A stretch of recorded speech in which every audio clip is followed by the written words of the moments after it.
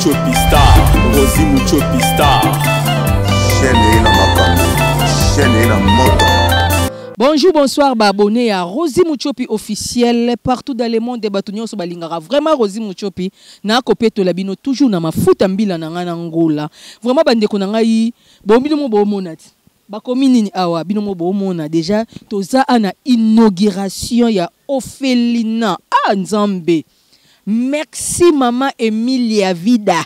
Babi mwana ya Canada aye ko sala makambo ya kitoko bandeko na ngai. Tala Nzambe o atuti ndeko na ngai depuis Canada. Alobi mbongo na ngai nazo sala. Nasunga bana Congo, nasunga ba orphelin, nasunga ba veve, nasunga bana ya banzela oyoyo bazana pose ya kotanga me classe ezate. Lelo yo toye ana inauguration tozana kisenso, totali distance te metolobi to ya, to fete na ndeko longo, to sepela ensemble parce que idée on de kwa sali eza azarte, ndeko lo kwa sali eza Nzambe nde mutatinda ke ayeko sala. Bandeko na ngai tala idée on ndeko na biso ya mwasi mwana Canada ayeko sala awa wana mboka ya Congo. Aza mutu mo photo féliciter vraiment makasi. Maloba eleka musala na ebele te. Bandeko na nga tozo kota na kati bino moko bomona to inauguration boko bandangwe bandeliti suka boko tala boko yeba. Ivi pa na soso pembe a j'étais sali. Babi to ça vient na ngai, vient na ngai. Ya loba moi lilobako babi musala ezo sala ma viens en tout cas. Bonjour Rosine Muchopi, l'artiste. Bonjour Nabandeko Subata Labiso. Et ça, initiative Mora Kito à Rolanda, Ophelina Vida, avec notre maman Émilie. Donc, maman Émilie, 7 Maïnga, à Outika Canada, uniquement, hier, à Nakitcha, pour nous soutenir orphelin. En tout cas, Nabandeko Musuba Zapé Libanais Mboka. Boka nisapé bano baza orphelin yo moko zwa idée moko mususu 2 mois 3 mois ozate bana no batika les soucis na bana baza nango affection ici là mais bano baza orphelin bazanga bango siko bayibi ke papa qui va jeter mais papa kufa to mona rete alors et ça la vraiment passé ngamo pe na bana nanga basi mais yo za na bano yebine za la donc et ça la très mal tout ce vraiment bana oyo baza ba étiquette. Papa Yves, message ni oloba bandeko bazana bona mbongo mais ba oyeba na bango elo boro salate mais parti à message na biso pe ko la musai. Non, ngala loba ngo souvent DM c'est qui donne avec joie. Soko pesine sengo nzamba zo sine sengo donc au multiple même na ba kokolo donc génération de génération nzamba ko soutenir. Alors na bato bala mbongo boboka ngo inutilement na ba boîte na ba tout moko peut-être elona et que bim c'est l'autre côté. Néanmoins, il faut que ça remonte na orphelin, na ba veuve, na ba diminuer quoi. Ba diminuer soit au bazar problème na bango, biso bana, biso plutôt j'allais dire biso ba parents, te bi passe ba na ngezalaka. Mais moi quelque chose ata ça qui a l'eau sur moko, sur au PC d'arabien. Donc sur l'oni place mala mo bot au buka place pa mala mukaka. C'est un peu ça. Vraiment merci beaucoup papa. Tokota biso okota na kati te apo to banda na biso milulu na biso. Vraiment bandeko to continuer bomoni presse ye awawa parce que j'étais biso to yaka sika likambo ya kitoko loko esalami nde yango biso to lobi toko ya parce que likambo be faut to soutenir bandeko na biso to soutenir bana na biso oyo bazali ndeko so landanga yo linga ngai mingi olingi idée o mama na biso vita sali mama Emily vita sali saki loso na yo chasser secret no miliki na yo ya Mama Vida numéro na ye tozo affiché yango to tia numéro na ye benga mama Vida ko benga biso te otindi saki ya loso na yo ekosunga ndeko huile ekosunga bana o efo bazonga classe na septembre bandeko na ngai ekosala bien olobi mama Vida mama Emily mambo na nga OK ekokomisa bana mbongo oyoyo tangisa bana et ça vraiment bien makasi mais to kota non total non inauguration ya biso après tozonga lisusu. Rosie Muchopi Star, Rosie Muchopi Star. Chaîne na makambo, chaîne na moto. Beau s'abonner massivement. Christian et CB Métier Noir. Merci pour la soutien. C'est un grand jour pour nous. C'est pour notre inauguration. C'est notre orphelinat et les vôtres aussi. Une des branches de l'ONG Vida. Avant de commencer, nous les disons que c'était azelisaka mokonzi te. Par cela, nous présentons nos excuses aux autorités qui sont présentes dans ce lieu. Hier, nous excuser pour le temps qu'on a pris un peu. On vous était déjà à temps. Sans plus tarder, nous voulons associer le Seigneur dans cette activité. Je sais que ce n'est pas une église, ce n'est pas un culte, mais étant chrétien, nous aimerions toujours l'associer. Parce que là, je me souviens encore dans le livre des Jean, le chapitre 2, aux noces de Cana, le Seigneur était invité. Et nous le savons tous bien aimés, tout ce que l'homme fait, il y a toujours l'imparfait. Comme ces jours-là, le Seigneur était présent, le réveil a manqué. Comme le Seigneur était présent, il avait fait quelque chose. C'est pourquoi nous aussi, nous voulons l'associer dans cette activité, dans cette grande manifestation qu'il commence avec nous, qu'il achemine avec nous et qu'il termine avec nous. Pour cela, j'invite l'évangéliste Ilonga pour la prière d'ouverture. Là, je nous prie de nous tenir debout à l'honneur de notre Dieu. Puis de nous tenir debout. Éternel Dieu, nous te bénissons parce que tu es bon. Merci Jésus-Christ de Nazareth pour la grâce que tu nous as accordée d'être encore réunis une fois, Père éternel, grand Dieu, dans ce lieu. Voilà pourquoi nous te laissons à ce net moment, Seigneur Jésus-Christ, que le cher Saint-Esprit d'Obit achemine et accomplit avec nous. Ceux qui ne confessent pas ton nom, te mettre en gomme aussi cannabiso par le nom puissant de Jésus. Que ta grâce ait accompagné Bisso du début jusqu'à la fin. Père éternel, grand Dieu, tika ete yonde otambo sabiso. Ceux qui ne confessent pas ton nom, Seigneur, Ezalamosika, par le nom puissant de Jésus-Christ, nous avons su prier. Amen. Amen. Je nous prie de nous tenir toujours debout parce que c'est une inauguration officielle, comme il y a des autorités du pays qui sont au milieu de nous. Nous voulons chanter l'hymne national. Quelqu'un peut nous aider à entonner cela et tous, par l'aspect de notre emblème, tous nous sommes appelés à nous tenir debout pour chanter l'hymne national. C'est une déclaration que nous sommes en train de faire pour notre pays. 1, 2, 3.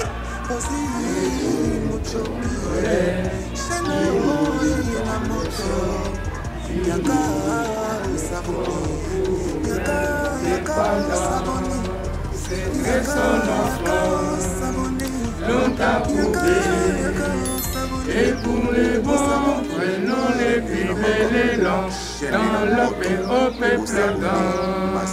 Prenez la paix, nous bâtirons un pays plus beau qu'avant, dans la paix citoyenne.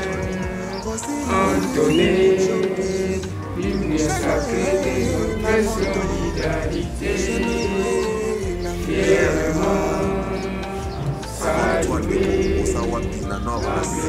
l'Europe, l'Amérique, l'Afrique, Congo, nous sommes les chaînes Nabino Yangoyo. Chaîne na makambo, chaîne na moto,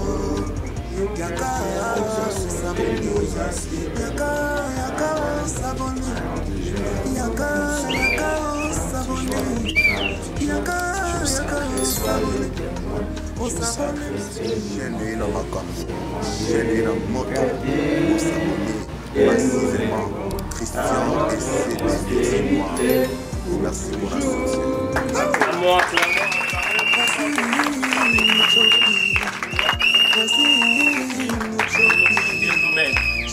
Vous pouvez s'asseoir. Et comme nous le savons, c'est un grand jour pour nous. C'est un grand jour pour nous. Vous allez l'inauguration. Il y a où est allé orphelinat Nabiso, orphelinat Yabino. Moi, on a ma branche, na kati ya ONG Vida. Mokolo lelo eza mokolo yo ekoyeba na kosagrave na kati na banal na biso. Eza mokolo ekoyeba na kosagrave katikati na mabanzo na biso mpe na mitema na biso. Po eta solo komona bakambi ya mboka kati na biso ezali esengo mpona biso kolakisa ete solo mosala oyo endimami liboso na bakambi ya mboka yango mokolo leo tosangani kati na esika oyo ndenge nalobaki na kozala mokuse po ete bakonzi bazala kati na biso mpe mingi batiki baoccupation na bango bandimi koya kolekisa ntango moke elongo kati na biso parce que je sais baza na baresponsabilité mingi esengeli mpe bakende lisusu kokoba na mosala bila kozala mokuse na yango na kosenga kobengisa oyo ezali représentante to la présidente ya ONG Vida po aya na kati na biso kolimbola biso na bokuse po kolakisa biso kotalisa biso emoniseli oyo ya ONG Vida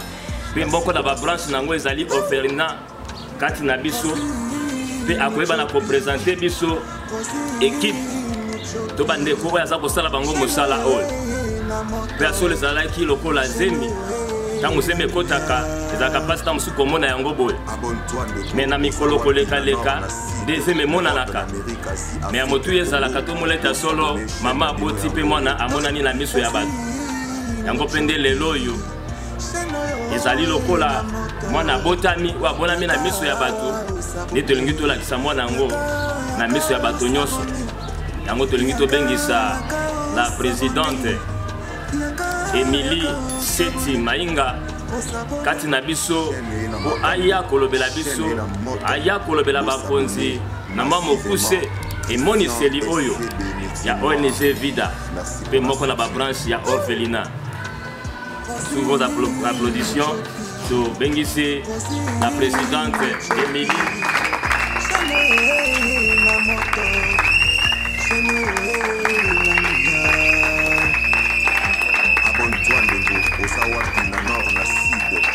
L'Amérique, Asie, Afrique, Congo, pour s'abonner à la chaîne Nabino Yangoyo.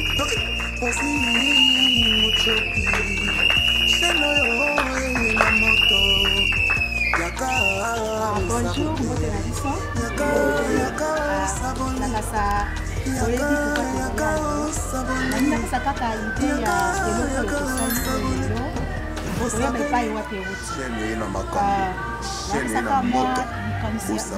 moi histoire moke ya vinanga donc nazali mwana moka mosama na leli na nzambe epuis esalake nabundama mingi na vi na ngai kobundama nabundama nakota baprison na assista na mort moko stratégique ya mwana nanga alors nakopusana na basituation wana nasengaka na nzambe lokwa nzambe akangolanga meminga na banzela ebele nayebisaka nzambe ke ifo nasala eloko moko kotushe motema na ye me nayebaka te eloko nifo nasala nakobondela nzambe amemaka ngai na kosala batémoignage ya bana oyo baza kosufri na monde na biso nakomaki kokritike nayebaki te ke kotala baposo na biso nde bana baza kosufri esalanga mpasi alors nakomaki kokritike bato bazokritike biso banoir ezalaka bato ya mpasi or leka ezalaka bongo te nzambe na nsima nango ezalaki na histoire moko monene nzambe azalaki kobondelanga amemaki nga kosala na kati na vision mondiale et c'est là que j'avais compris que na monde oyo bana baza ebele bazosufrir alors komemanga boye nakomaki nakosana adopte mwana moko nakosa nakomaki nango nazwaki occasion te parce que nazalaki na makoki te me nayebisaki nzambe ke ifo na adopte mwana moko fo nazwa mwana moko ya mboka ifo na kaka kopesa matoni yango osalelanga na vie mais na volonté nzambe c'était pas comme ça un jour nzambe ayebisinga ke non ozo kosinquiété mingi mpona kozwa mwana me ngai nzambe nakopesa yo bana nakopesa yo bana alors kopesanga bana ebele nayebaki te ezalaki nini ekomaki ke kopesanga bana ebele ezalaki atalisaki ngai bana moko don nakangi kaka miso bo namoni bana moko ebele liboso nanga bazalaki na pasi kaka nde nazalaki kotala na biso du coup nakomprenaki te nazwi siko mwana moko na simbi boye du coup namoni vie ya mwana wana échange nalakisi ye uniforme na comprendre te alors nakutanaki na ndeko na biso dollar lela nabengaki azali mosali na nzambe okiliaki naye nabi tala eloko namoni eza boye na alobi nanga masi ya nzambe azosenga yo kosunga bakosala alors nayebaki te tokobanga boni ti na ndenge nzambe amemi biso ti tokokutana donc volonté ya nzambe ezalaki abimisango na mokili mpo bato nyonso to bamona mpona kosunga biso alors tokutanaki na frère nayebisaki tokosolola mais nzambe lokola alingaki amemango na mokili aye kosala kende koleka na nzela ya papa chik nde apartir ya papa chik nde tokomi na niveau tokomi nango. Alors objectif nanga mpenza ezali kosunga bana na biso surtout mpona éducation. Nzambe abetaki sete éducation ya bana biso na kolo. Alors na mitunaki tokosala ndenge nini na nzela papa chik ntango napesi ye baide alobi on peut le faire. Alors tobandi eloko oyo na niveau tozokende nango nayebi ke nzambe asuscite bato ebele na monde entier nakutani na bato ebele nayebi na bamboka ebele ona nayoka te na vie nanga asuscite bato ebele na mokili batusami na eloko oyo totelemisi oyo. Donc yango bomoni ke lelo tozali mpona kofongola yango mpo tokende nango a partir ya lelo ebanda mosala ebanda solola tuprefili nanga.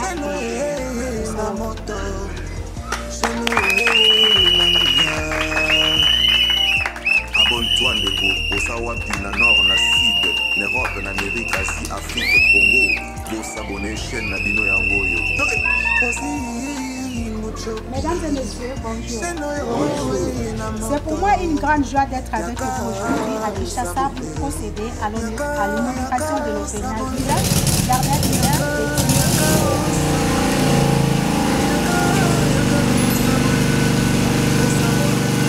dédié à la prise en charge des enfants. Alors on va recommencer. Mesdames et messieurs, bonjour. Bonjour. C'est pour moi une grande joie d'être avec vous aujourd'hui à Kinshasa pour procéder à l'inauguration de l'Opéra Vida, jardin d'Éden dédié à la prise en charge des enfants en difficulté. Avant tout propos, je voudrais vous adresser les chaleureuses salutations de mon époux, Jerry Ndouzi, qui n'est pas ici avec nous. Et je voudrais à présent bien affectueusement passer mes sincères remerciements au vice-président Mike Mukadi, M. Taylor Mulumba, coordonnateur, Papa Jules chargé de suivi, Papa Ox et le frère Dollar, qui nous ont reçus à Kinshasa. Cher Mike Mukadi, vice-président, je voudrais te remercier tout particulièrement pour ton affection, pour ton implication personnelle à nos côtés tout au long de la réalisation de ce beau projet, ainsi que pour ton accueil chaleureux dans ta chère ville de Kinshasa. Merci pour la soutien. Nos remerciements vont également à l'endroit de notre vice-présidente, Madame Lydia Setti, Monsieur Zenon Setti, Madame Mado Setti, ainsi que la famille Setti, la famille Koura et la famille Mazangi qui m'ont accompagné tout au long de cette aventure. Mes salutations et remerciements vont également aussi à l'endroit de nos frères et sœurs membres de l'Opéra Vida qui ont effectué des déplacements pour prendre part à cette cérémonie. J'adresse également mes salutations et mes remerciements à mesdames et messieurs, les ambassadeurs ainsi qu'à tous les représentants du gouvernement. Merci de votre présence distinguée et significative qui me va droit au cœur. Mesdames et messieurs, mes frères et sœurs, je suis heureuse de célébrer avec vous l'ouverture d'un centre d'accueil destiné à la prise en charge des enfants en situation difficile. Nos actions et réalisations menées dans les domaines de la santé, de l'éducation et du social convergent donc toutes vers ce même but. Offrir un avenir meilleur à nos enfants. En ma qualité de présidente de cet orphelinat, je suis particulièrement préoccupée par le sort des enfants victimes de traite et d'exploitation. C'est pourquoi la Fondation Vida a décidé de mettre ses moyens pour trouver un centre d'accueil dédié à la prise en charge des enfants victimes d'exploitation. Nous avons choisi la commune de Kisenso pour abriter ce premier centre dédié à cette problématique car sa situation géographique est une zone sensible en matière de traite et de transfrontalière des enfants. En effet, dans cette partie de ville de Kinshasa, Kisenso, de nombreux enfants sont abandonnés et maltraités. Ces situations pénalisent fortement la scolarité et l'éducation de nos enfants et compromettent leur avenir. Ce centre constitue donc une réponse opérationnelle et stratégique à la protection de nos enfants victimes de traite conformément à notre plan d'action. De façon spécifique, le centre d'accueil Vida assurera à ses pensionnaires un encadrement moral et psychologique adéquat avec des encadreurs spécialisés, des soins de santé et une mise à niveau scolaire. À cet effet, je voudrais remercier chaleureusement tous les donneurs de l'orphelinat Vida précisément Mamie Malutama, Maman Angélique Elisabeth, Madame Françoise, Madame Liliane Ngenda, Maman Kato Diedos, Madame Nicole Yaki, Berger David et tous les autres, j'en passe. Leur soutien a permis d'assurer une excellente prise en charge de nos enfants et c'est là à saluer et je vous demande de les applaudir plus fort.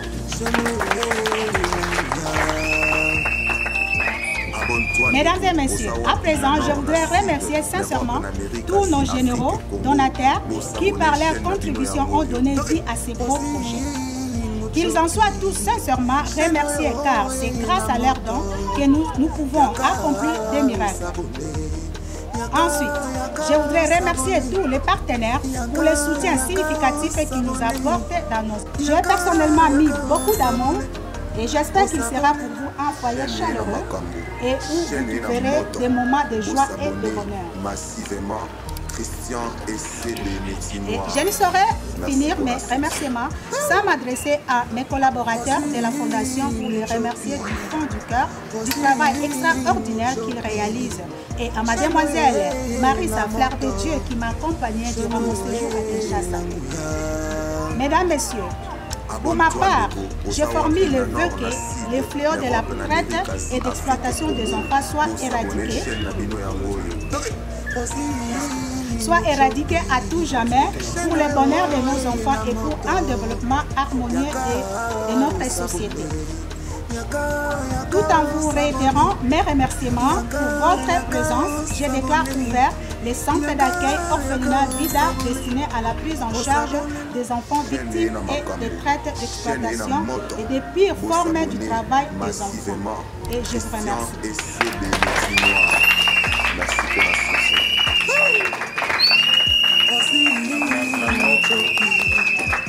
Cette présentation de la vision, je voulais juste demander à la présidente qu'est-ce que cela signifie Vida.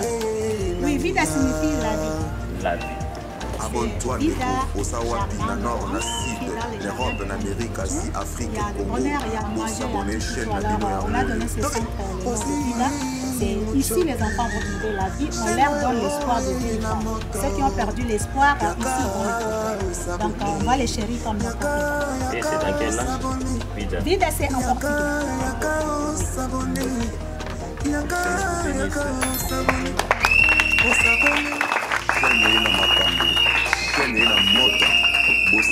Celui qui les représente au milieu de nous. Il y a aussi les gens de la DGM, il y a les services de l'année, il y a aussi le ministère, les représentants du ministère des Affaires sociales et Action humanitaire au milieu de nous. Et sans plus tarder, nous allons passer à la coupure de riba. Et par là, j'invite le représentant du bourgmestre, lui qui est parmi nous. J'invite le représentant du bourgmestre de nous accompagner à ce service. C'est lui qui va couper les rivas. Il peut se présenter.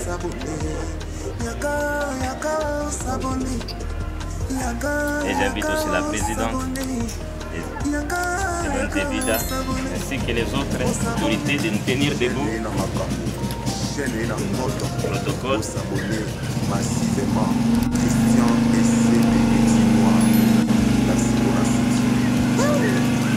Avant cela,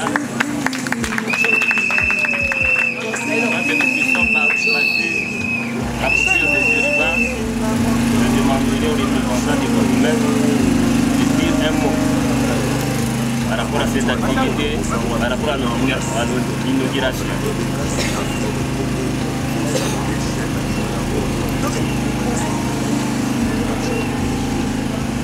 Madame la Présidente et vos collaborateurs, distingués invités en vos qualités et titres respectifs, Mesdames, Mesdemoiselles et Messieurs, chers enfants orphelins, dans un premier temps, je vous présente les esquisses du bourgmestre qui devait prendre personnellement part à cette manifestation qui a un caractère plurisignificationnel, mais empêché par son emploi du temps très surchargé.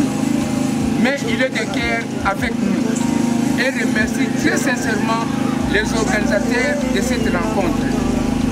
Mesdames, Mesdemoiselles et Messieurs, distingués invités, La cérémonie de séjour sera gravée dans les annales de la commune de Kisenzo, car cette structure vient de témoigner ce jour de son souci majeur, celui d'encadrer les orphelines et les orphelins en vue de leur épanouissement heureux au sein de la communauté de Kisenzo. C'est ainsi que l'autorité municipale remercie sincèrement la fondatrice de cet ouvrage qui, à travers celui-ci, contribue à la lutte contre les mauvais comportements de certains jeunes dépourvus de l'éducation qui s'adonnent au banditisme et aux plusieurs cas que nous vivons à Kisenzo.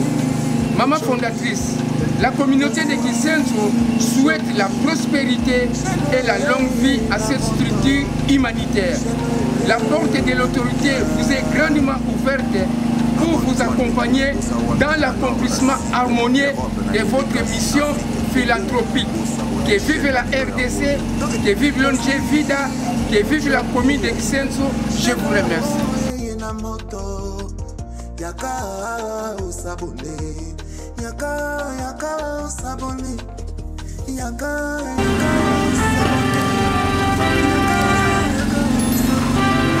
Ils ont droit à l'éducation, ils allaient poser un financement pour la Bosunga, pour Tangi Sabango. Pour nous passer sur les Vita, on m'a profité, il y a pour la école, nous sommes dans la projet. C'est-à-dire nos enfants, votre bien la forme par le terrain,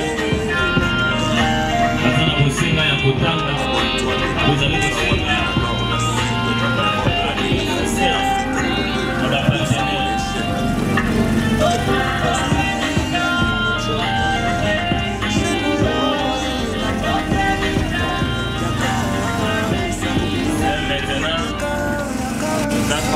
na remise ya balo oyo tobongisaki mpona bana na biso ezali kaka échantillon tobamema nyonso awa te ezali kaka échantillon mwa moke oyo tozali na yango e tozali kopesa epa bana na biso nakosenga mpe représentant ya promese azala wana elongo na présidente nde bakoki bana kosala remise wana bakado epai na bana na biso tobengi na komba baorphelin po basundwami po baboti kasi Vida na motema ya wana mpe ya bolingo vike non nakoki te baza mpe lokola ngai na mpe nazalaka mwana esengeli mpe nasunga bango oita solo na kati na bango mpe basali ya nzambe bazali na kati na bango mpe bakambi ya mboka yalobi bazali yango natiki ntango oyo présidente na représenté ya bourgmestre basala remise ya balo po babongisaki mpona bana na biso.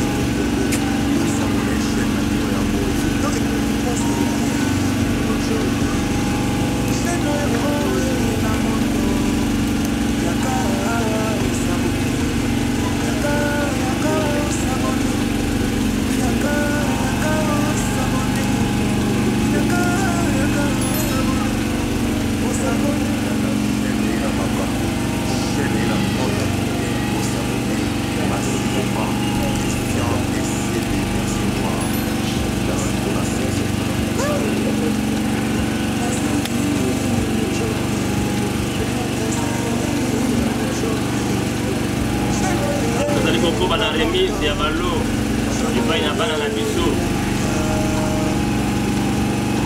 nyonso tozali kosala eza kolakisa bolingo toza nango mpona bango biso mpe tozalaka lokola mpe bango bana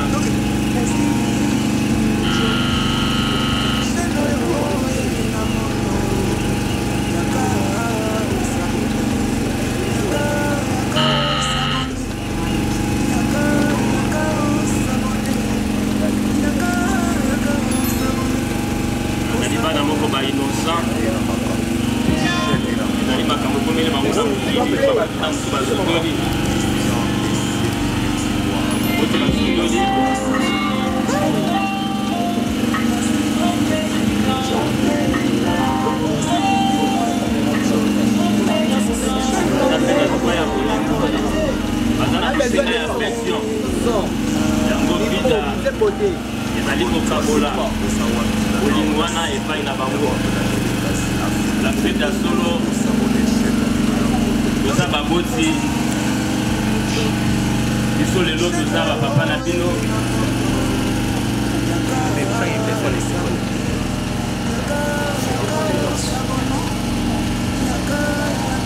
donc tobeti maboko tobeti maboko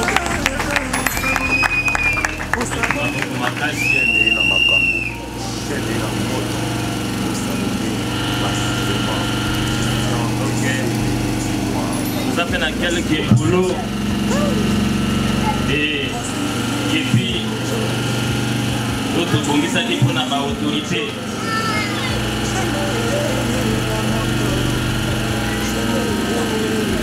tokobala koremettre na baprésidente akoremettre na quelques représentants Mama Emily. ya l'état tokorepresente yango kuna wana ezali elembo na biso ya felina ida bakoki korepresente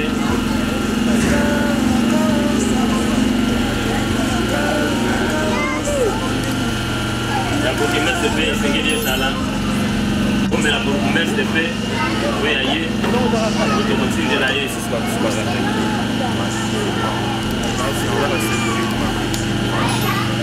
zalika quelques échantillons yango wana ekwa prochainement tokobana kotinda mpo mosusu tozali kokóma na makambo na biso na mosala biso tosilisi remise ya balo tolingi maintenant mpe toyoka mpe avi ya bana na makambo esalami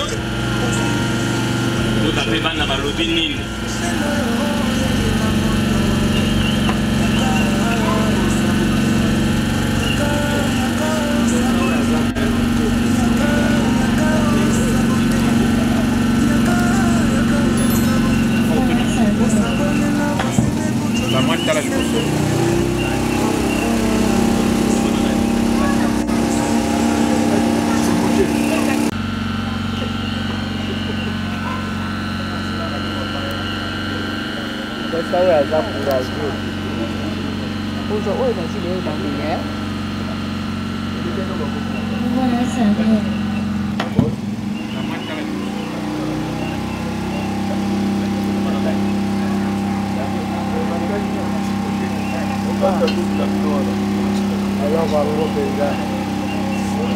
loba makasi mwana alobi kombo na ye samuel olobi nini na makambo eleki awa na kopeso mwa lo oyo ya bilamba olobi nini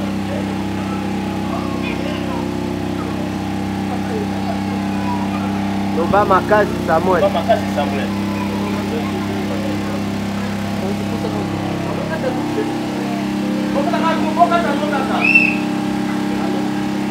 alobi merci na ndenge toyebi na kosunga bango merci na ndenge bayebi tozali kobokola bango mpe abakisi koloba esuka kaka boye te aza kosenga na bato nyonso ya motema malamu ya motema ya mawa baya lisusu te kotia maboko likolo na vita kweta solo vita ekende liboso ekoka mpe na kotangisa bango yoki mpe mwana mosusu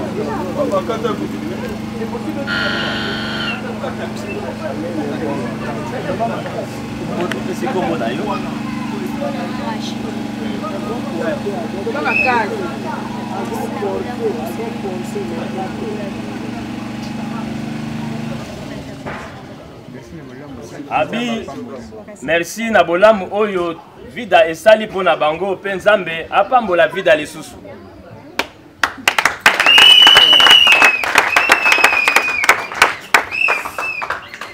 etikala mibale po tosilisa koyoka bana na biso baloba bazali kobimisa kati na bango na komona likambo vida esali mpona bango Bonjour. Bonjour Daniel. Napesi merci na mama Vita o wasale biso nzamba pambola ye ameme musika bisika kinda. Abenge kaka mama Vida mbala moko. Tadi po na ye mama eza Vida. Vida azupe kombo mbala moko mama Vida. Na oyo nyonso basali po na ye Nzambe apambola akende pe liboso.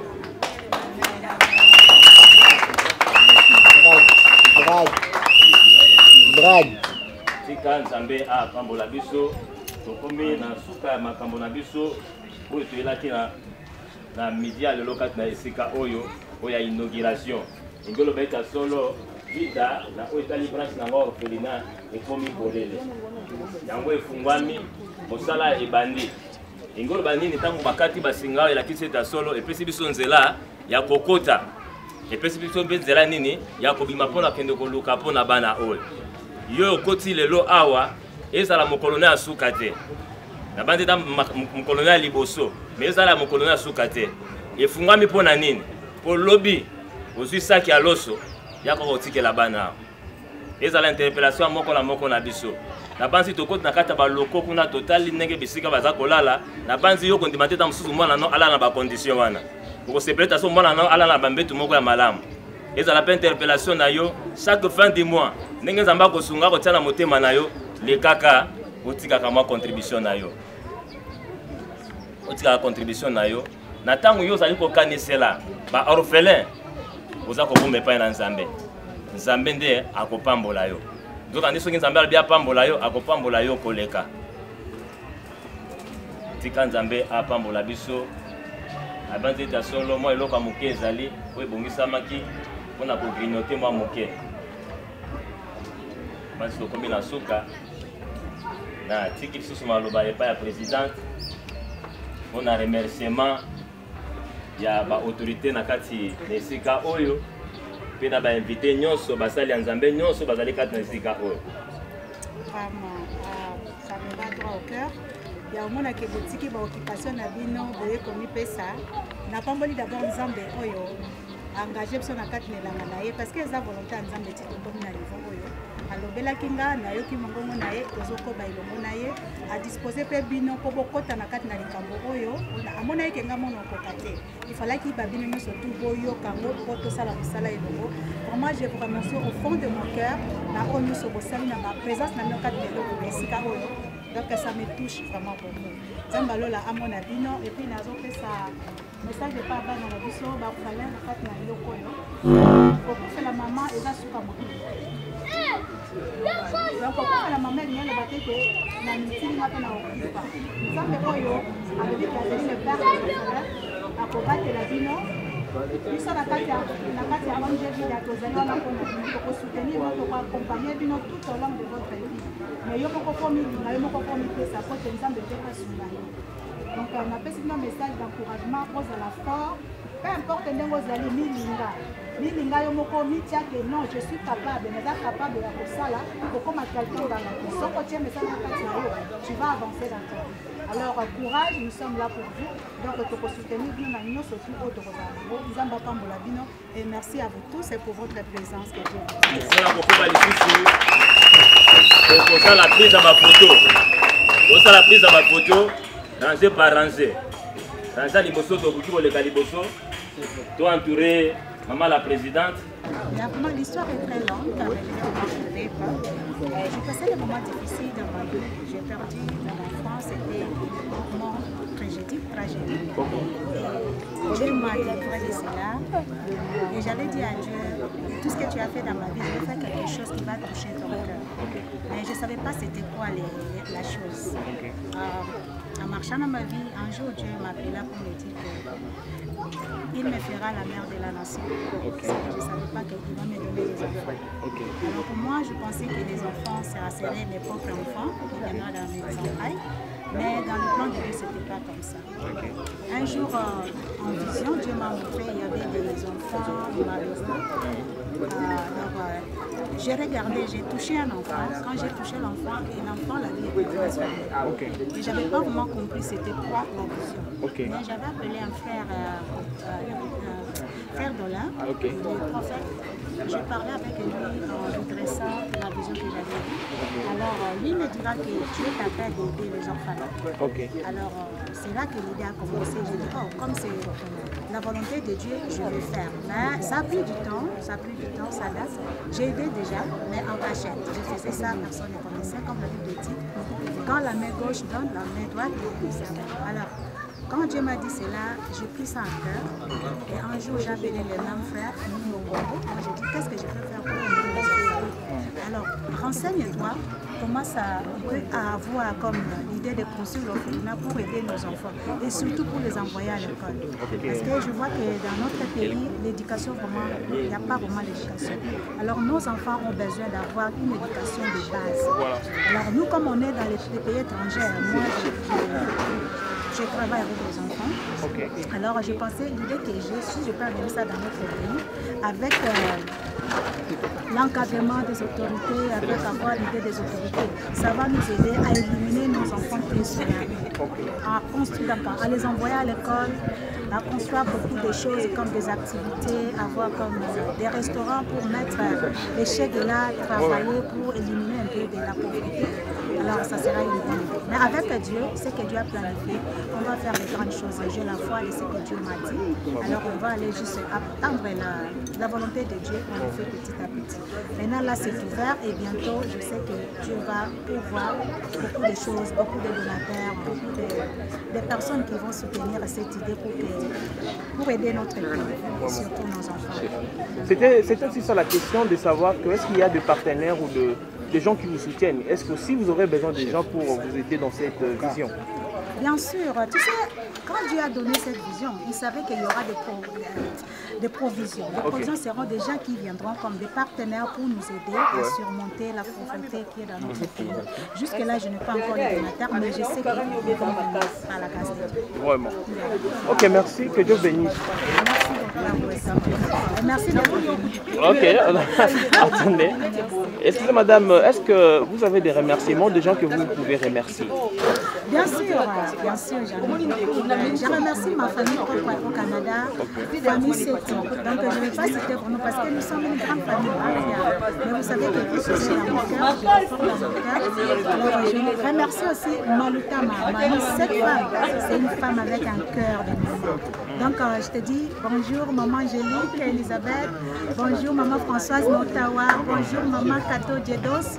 Donc il y a besoin de Koyeyo, donc pour continuer à soutenir. Bao baza ba donateur bandima ko pesa ka fils d'Artiria chaque mois. Donc je suis vraiment ravie d'être ici et tant que mona bilili bon soutien à ba prière mais donc il y a moi dans mon besoin que Dieu vous bénisse. Est-ce qu'il y a un numéro disponible pour les gens qui viennent peut-être vous contacter? Oui, bien sûr. Mon numéro pour le Canada c'est 647. Pour tous les Canadiens au Canada, c'est 647 533 43 10. Alors pour d'autres amis dans les différents pays, donc vous mettez 1, je ne sais pas, ça dépend là où vous êtes. Plus vous mettez 1 plus 1, 647 533 43 10. Ok. Donc, merci. Là vous allez me contacter. Merci beaucoup. Merci pour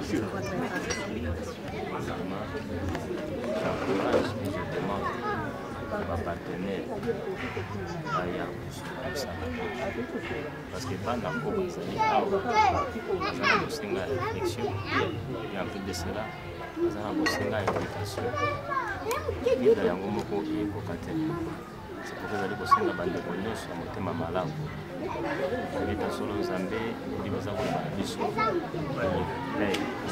orphelins je soutiens toujours avec les amas aussi ma beauté ma moko na moko to bazana makoki na kwa teme porte na la ONG sur tekanga beaucoup na bana boye nous irons même dans la éducation il faut tangisa bango parce que lobby bango na kusenga kwa moya parce que na kati na bango bazawana ya bato yo ba kusala nzambe lobby ba kozamboka pa ko malakati wana bato lolingi na longo bazala kati eza kusenga lelo to bana ko sabiso nyonso dans la pâte pour l'avancement il y a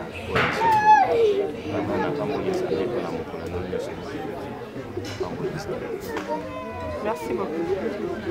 Qui a participé à l'événement, il a appelé la personne de un mot par rapport à ONG. Non, à part dire que je ne sais pas peut-être. Moi, c'est Jean Massangui. Nous sommes venus soutenir un de nôtres, maman Émilie Setimaïnga. Initiative très courageuse et louable de témoigner de l'amour aux orphelins et aux orphelines. Tout ce qu'on fait par amour, on imite Dieu, qui est la personnification de l'amour. D'ailleurs, dans sa parole inspirée, en Proverbe 19, le verset 17, il est dit exactement ceci: celui qui témoigne de la bonté, celui qui témoigne de l'amour aux opprimés, aux orphelins, il est prête à Jéhovah Dieu, le Dieu du Christ et Jésus, qui va les récompenser. Nous la félicitons pour cette initiative. C'est une façon de prêter à Dieu. Dieu qui est le Dieu d'amour, voit l'amour qu'il témoigne à ceux qui sont opprimés. En retour, sa parole nous montre que Dieu ne tarde pas de bénir de telles personnes. Que le Dieu de Jésus-Christ puisse la bénir dans cette initiative, qu'il y ait d'autres soutiens, des personnes de bonne volonté qui puissent apporter leur soutien dans cette œuvre ailleurs dès l'avant. Nous la félicitons, nous la remercions de tout cœur pour cette initiative. Je suis son beau-frère. Merci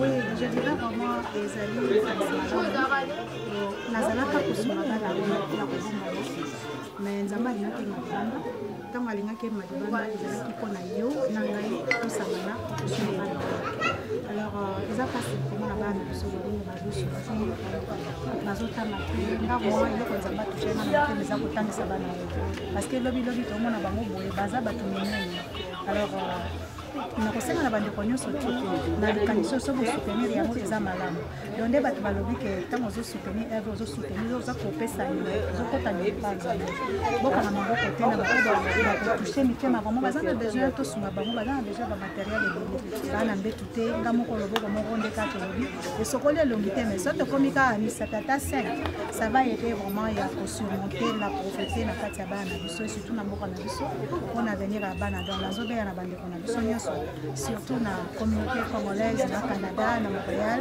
na Milton, président JP. Ndeko noyo na kati na Kisasa, na besoin na yo tokutana vraiment na besoin de soutien, ya soutien makasi mpona evo naza na besoin bana pela banda kotanga na septembre. Ezosenga kaka lisuni na biso nyonso po ke tosunga bana yango bakenda na avant. Okufela mwana eza te, okufela bapare eza te ke okomi soki delese soki ndenge nini nzambe atya biso mpona kosunga baoyo bazangi tosoutenir bademini boya tosangana oza na numero na ngai ezalaka affiché à tout le temps ezoleka na émission et nazo répété liso ezali mpona bandeko bazali na Canada, États-Unis ezali 647 533 43 10 647 533 43 10 mpona bandeko mosusu na bapays mosusu je pense kotia plus 1 647 533 43 10. Merci beaucoup, maman. Merci, amen. De la part de la famille. Oui, naza na kati ya mshukuru.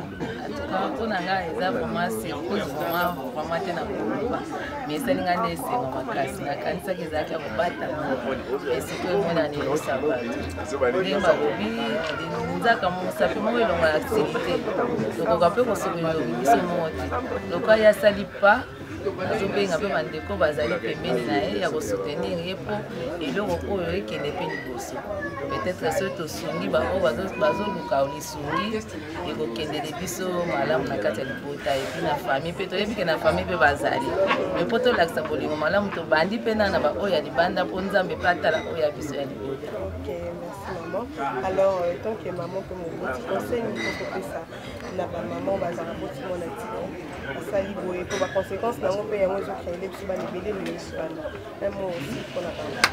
Pour les parents, baboti o bazalaka boti ya sundoli, ta musupa ko zale na mama koki o ya odesa mwana na fils ma tebele mais soka sundoli bo sala la passe. Basa le fort wana ezala teneti bazomona ke orpheline ezali bakenda okitisa te. Basa la pe fort wana ta na mwanda mundamba ko kwa encadrer pe bana o balobi ko Bible lobi na biso bana baza bafuyi ya bantrai na biso. Pe lipambo leo uti pa nzambe bebele bazoluka ngo bazozwa te mais biso tango tozu yango foto bali. Merci beaucoup. Merci. Toza bongo na chef à quartier esika orphelinat na biso orphelinat vida esalami. Papa maloba no ezani ne sengo boye na moni bino bozane sengo.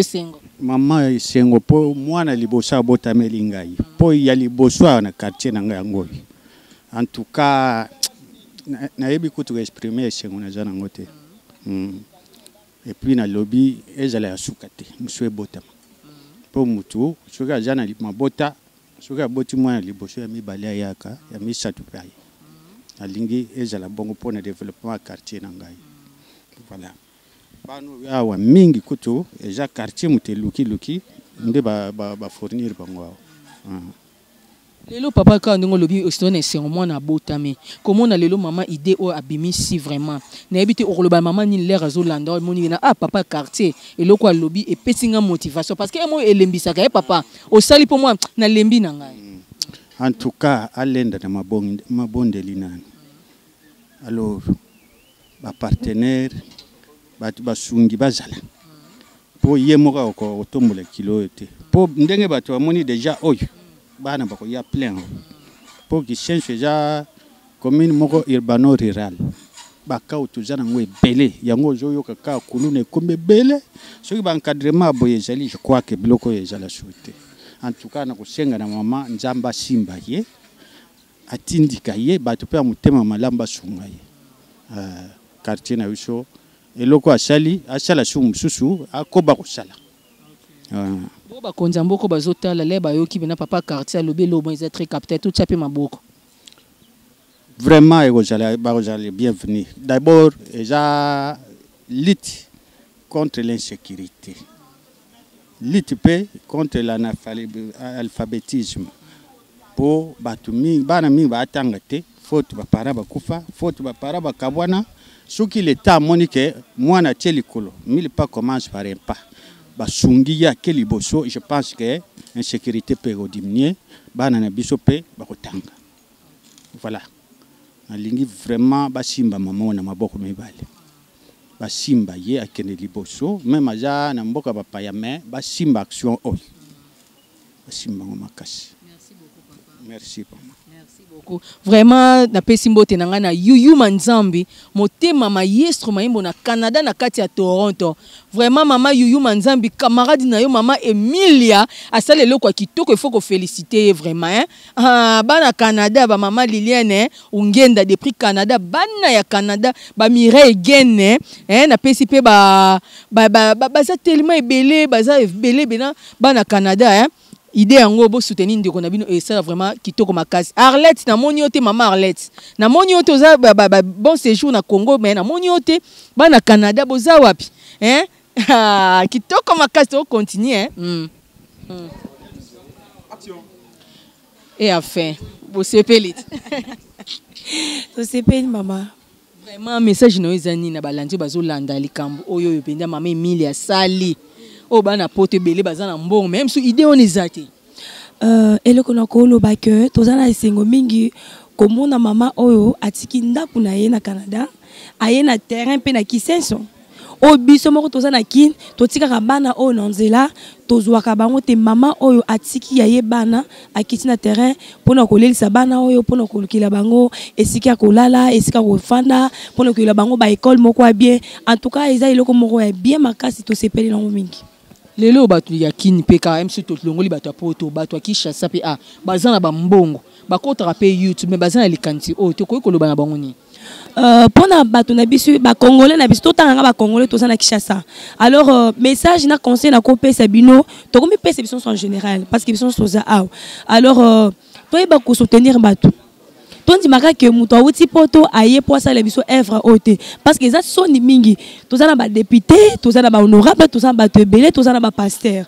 alors to meka mpe ko sungona entre biso toza ka lisunya libanda te président Fachi azali toza marmo sur le président Fachi te biso moko pe toza capable ya ko sunga ndenge mama sungi ba eza pe mamwa soni mais eza sengo parce que ebele tozo tambola na ignorance alors dans senga na papa na biso ba maman ba honorable to longola ignorance totala avenir ya bana na biso lobby parce que ba o baza ba député na ba poto lobby baza ba cheke mais les lois ambassades bango grâce o tozo mona o baza ba cheke mais lobby tango musu bango nde ba konza mboka oyo donc c'est ça.